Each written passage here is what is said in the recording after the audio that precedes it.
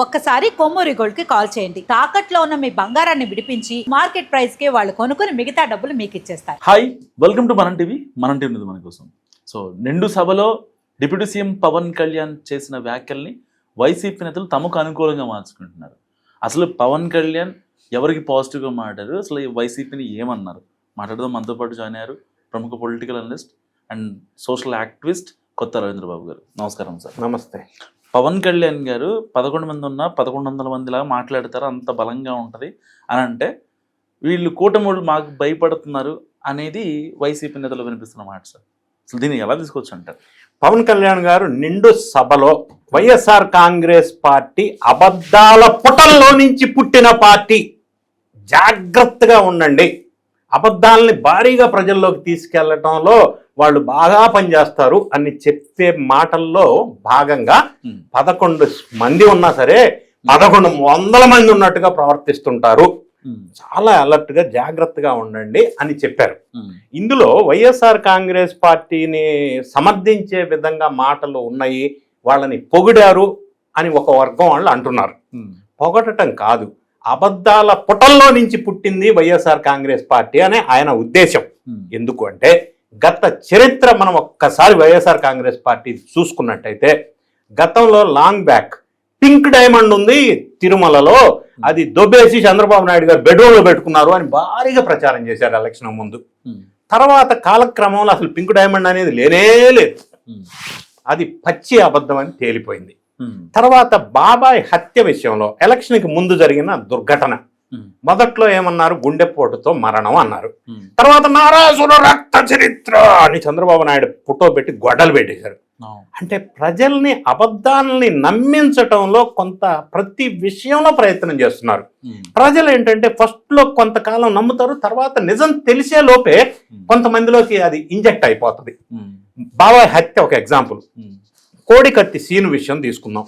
మరి నిజంగా కోడికత్తి, అదే ఇప్పటికీ కోడికత్తి సీన అంటారు, కోడికత్తి, ఆ కోడికత్తి విషయంలో హత్యాయత్నం జరిగిందని పెద్ద పబ్లిసిటీ చేశారు, ఆర్టిఫిషియల్లీ ఫ్యాబ్రికేటెడ్ క్రియేటెడ్ ఇన్సిడెంట్స్ తీసుకొని.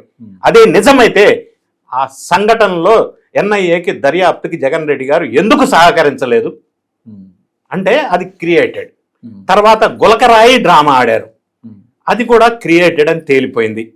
ఈ విధంగా చూసుకుంటూ పోతే జగన్ రెడ్డి గారు పరిపాలించిన కాలంలో తిరుమల మీద లేదా హిందూ మతం మీద లేదా దేవాలయాల మీద జరిగిన దాడులు 2032 దేవాలయాల మీద అప్పట్లో ఆ పరిపాలించిన కాలంలో దాడులు జరిగినాయి.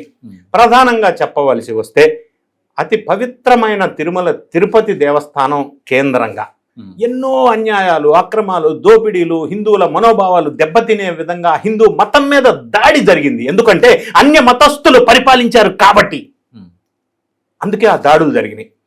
కల్తీ లడ్డు వ్యవహారం చూసుకుంటే మొదలేమన్నారు, చిట్టు క్లీన్ చిట్ ఇచ్చింది అన్నారు. వైవి సుబ్బారెడ్డి, అప్పటి చైర్మన్ గా పనిచేసిన వైవి సుబ్బారెడ్డి, కల్తీ జరిగిన మాట వాస్తవమే, కెమికల్స్ వాడారు, కల్తీ తయారు చేశారు అని ఆయన చెప్పాడు. బొమ్మన కరుణాకర్ రెడ్డి కల్తీ జరగలేదన్నాడు, తర్వాత జరిగింది కానీ జంతువుల అవశేషాలు లేవు అన్నాడు. ఇట్లా తర్వాత ఏమన్నారు, అసలు కల్తీ జరిగింది ఇందాపూర్ డైరీ, హెరిటేజ్ డైరీ అని లింకప్ చేశారు, అది అబద్ధం అని తేలిపోయింది. హెరిటేజ్కి సంబంధించిన చీజ్ ప్యాకెట్ పట్టుకొని నెయ్యి అని అన్నారు. ఇట్లా రకరకాలుగా చాలా సందర్భాల్లో అబద్ధాన్ని ప్రజల్లోకి తీసుకెళ్లే విధంగా ప్రయత్నాలు చేశారు. అదేవిధంగా పరకామణిలో దొంగతనం జరిగితే ఆ దొంగని శిక్షించాల్సింది రక్షించే ప్రయత్నం చేశారు, ఎందుకంటే ఆయన ద్వారా ఫైనాన్షియల్ గా లబ్ధి పొందారు. జగన్ రెడ్డి గారు ఆ సందర్భంలో ఏం మాట్లాడారు, అదొక చిన్న దొంగతనం అబ్బా. ఏంది చిన్న దొంగతనం? పరకామణిలో దొంగతనం చేస్తే చిన్న దొంగతనమా?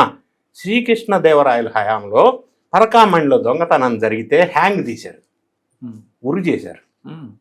అంత సీరియస్ మ్యాటర్ అది. దేవాలయంలో దొంగతనం చిన్న విషయం కాదు, చిన్నది ఎట్లా అవుతుంది?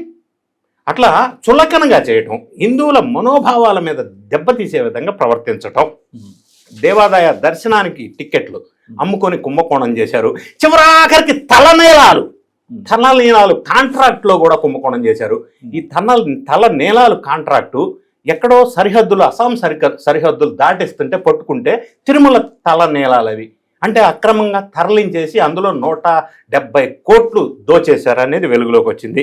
అంటే అంత నీచమైన ఇంకొక వ్యవహారం ఏంటంటే వివిఐపిసికి కప్పేటువంటి షాల్, పవిత్రమైన షాల్ అది, దానికి కొన్ని స్పెసిఫికేషన్స్ ఉన్నాయి. వాటన్నిటినీ వైలేట్ చేసి 300 రూపాయల షాల్ వేసి కప్పేసి 3400 రూపాయలకి బిల్లు పెట్టుకున్నారు. గోవిందరాజస్వామి గోపురానికి బంగారు తాపడంలో బంగారం దొబ్బేశారు. తర్వాత ఎంటీ లిక్కర్ బాటిల్స్ అక్కడే వాళ్లే పెట్టి వాళ్ళ మీడియాని తీసుకెళ్లి తిరుమలలో లిక్కర్ బాటిల్స్ దొరికినాయి అని తర్వాత అసలు విషయం బయటకు వచ్చింది. గోవులన్నీ చనిపోతున్నాయి అన్నారు. గోవులే చనిపోలా. అలిపిరి దగ్గర ఒక పగిలిపోయిన విగ్రహాన్ని పట్టుకొని అది శనేశ్వరుడి విగ్రహం అయితే విష్ణుమూర్తి విగ్రహం అని రచ్చ చేశారు. అది ఫెయిల్ అయింది. ఈ విధంగా చెప్పుకుంటూ పోతే నా దగ్గర ఒక గంట సేపు వరకు చెప్పగలను. అంటే ప్రతి విషయం, ప్రతి అంశం అబద్ధాన్ని నిజం చేసే విధంగా మాట్లాడి ప్రజల్లోకి తీసుకెళ్లటం కోసం తాపత్రయపడుతున్నారు. ప్రతి సంఘటనలో కూడా ఈ మధ్య కాలంలో మండలిలో జరిగిన చర్చ ద్వారా కూడా మనకి చాలా అంశాలు వెలుగులోకి వచ్చినాయి. నిన్న మండలి ఎల్ఓపి బొత్స సత్యనారాయణ గారు కాగ్ రిపోర్ట్లో ఆంధ్రప్రదేశ్ 22వ స్థానంలో ఉంది అన్నారు. నిన్న జరిగిన సంఘటన నేను చెప్పేది. అప్పుడు ఆ మంత్రి పయ్యావుల కేశవ్, మీరు ఎక్కడుంది కాగ్ రిపోర్ట్, ఆ పేపర్స్ నాకు పంపించండి నేను చెప్తాను అన్నాడు. కాగ్ రిపోర్ట్లో ఆంధ్రప్రదేశ్ రెవెన్యూలో 6th ప్లేస్లో ఉంది. ఎక్కడ 22వ ప్లేస్లో ఉందంటే మాట్లేదు. ఇట్లా అబద్ధాల పుటల్లో నుంచి అబద్ధాన్ని నిజంగా చెప్పే ప్రయత్నంలో కుట్టిల్ల విఫలం అయిపోతున్నారు వైఎస్ఆర్ కాంగ్రెస్ పార్టీ శ్రేణులు అన్ని విషయాల్లో. ఈ విధంగా అబద్ధాలు చెప్పి ముందుకెళ్తున్నారు వాళ్ళు, జాగ్రత్తగా ఉండండి అని పవన్ కళ్యాణ్ గారు చెప్పారు. ఆ విధమైన హెచ్చరిక పవన్ కళ్యాణ్ వాళ్ళ శ్రేణులకు చేస్తా ఉంటే అది వైఎస్ఆర్ కాంగ్రెస్ పార్టీని సమర్థించినట్టు వాళ్ళకి ఏమర్థం అవుతుంది? దొంగను పట్టుకోండి అన్నాడు బొత్స సత్యనారాయణ మండలిలో. అప్పుడు లోకేష్ బాబు అంటే జగన్ రెడ్డి గారిని పట్టుకోమనే కదా మీరు అనేది అన్నాడు. అంటే ఒక మాటకి చెప్పబోయి ఇంకొక మాట చెప్పి అభాస్పాలైపోయి అబద్ధాలను నిజం చేయాలన్న ప్రయత్నంలో ప్రతి విషయంలో, ప్రతి చోట, ప్రతి అంశంలో, ప్రతి ఇష్యూలో అబద్ధాలను ప్రజలకు ఎక్కించే ప్రయత్నం, విషం చిమ్మే ప్రయత్నం చేస్తూనే ఉన్నారు. ఆ విధంగా దొరికిపోతున్నారు.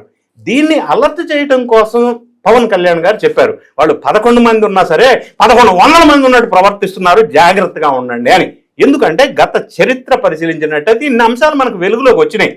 అందుకనే అలర్ట్గా ఉండమని అలర్ట్ చేశాడు శ్రేణుల్ని. అది అర్థం చేసుకున్నారా, అర్థం చేసుకోలేదా, చేసుకున్నట్టు నటిస్తున్నారా మనకు తెలియదు. మనం ప్రజలు అన్ని గ్రహిస్తున్నారన్న విషయాన్ని వాళ్ళు గ్రహిస్తే బాగుంటుంది అనేది నా అభిప్రాయం. Thank you sir. సో ఇది కొత్త రవీంద్రబాబు గారి విశ్లేషణ. మీరేమనుకుంటున్నారు? పవన్ కళ్యాణ్ గారి వ్యాఖ్యల్ని ఎలా తీసుకుంటున్నారు? సో మస్ట్గా కామెంట్ చేయండి. చూస్తూనే ఉండండి మనం టీవీ.